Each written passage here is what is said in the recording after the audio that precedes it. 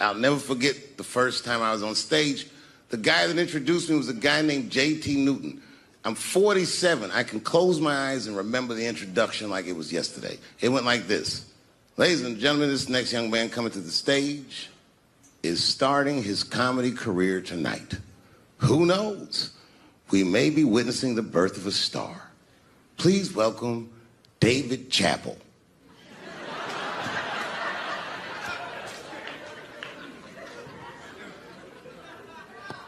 From the first time that I ever held a microphone, I was sure this was it. I knew I was home. I knew I had found my thing. And my God, man, I was a child. I got good. Matter of fact, I was good from the moment I started. And I'm not saying this to be a braggart. I'm telling you the truth. These old niggas was in awe of me. How was this little boy so poised? They used to say. I was. I mean, you know, I got better, but it started out good. About a year into it, when I was 15 years old, I had written a joke during the AIDS epidemic about having a Goodyear condom. Something, I don't even remember the joke. Something about an industrial strength condom by Goodyear. I just remember all the comedians really liked that joke. And there was an older comedian. And he came to me one night after the show, after he saw the joke, and he said, listen, I got an audition at another comedy club, and I was wondering, do you mind if I do that joke? I just want to borrow it. Now, I'm a kid. I don't know any better. I'm like, borrow it? Well, I guess, sure, if it'll help your career. I let him do the joke. And then weeks later, I was waiting to go on at a comedy club, and he went on before me, and he did the joke.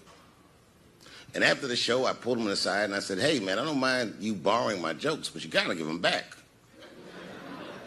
He said, oh, I forgot to ask you. He goes, let me buy that joke from you for $50.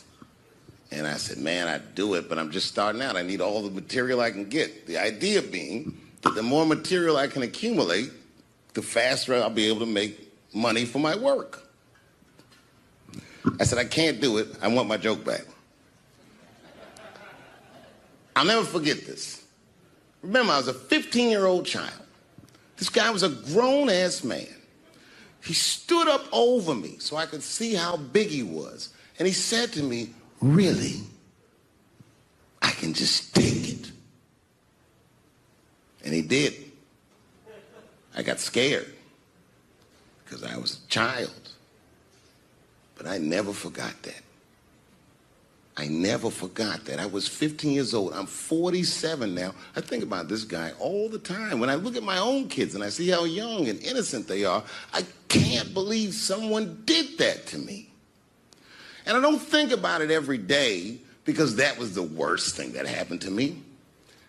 I think about it every day because that was the first time that someone ever did that to me.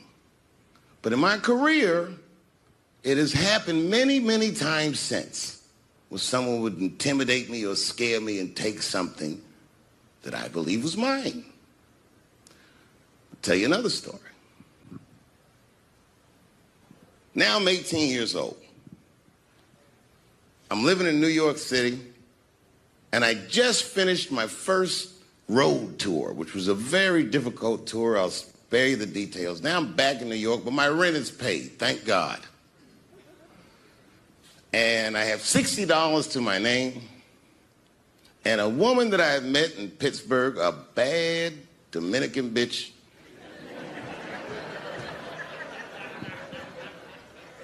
was coming to New York. She was going to spend the weekend with me. I couldn't wait for her to get there. She was coming that evening. But remember, I only had $60 for a whole weekend to entertain a bad bitch. Now I'm walking through Greenwich Village, and I see something I've never seen before. 3-card Monte. You know what that is? Yeah, the guy had the whole thing. The table was set up, and he had the 3 cards, and the crowd was hooting and hollering, and he was like, find the red card, find the red card, and people were playing. Sometimes they win, sometimes they lose, but it was really exciting, and I'm standing there watching it, and I noticed while I'm watching them play this game that the red card, the one you're trying to find, had just a little bend on the corner.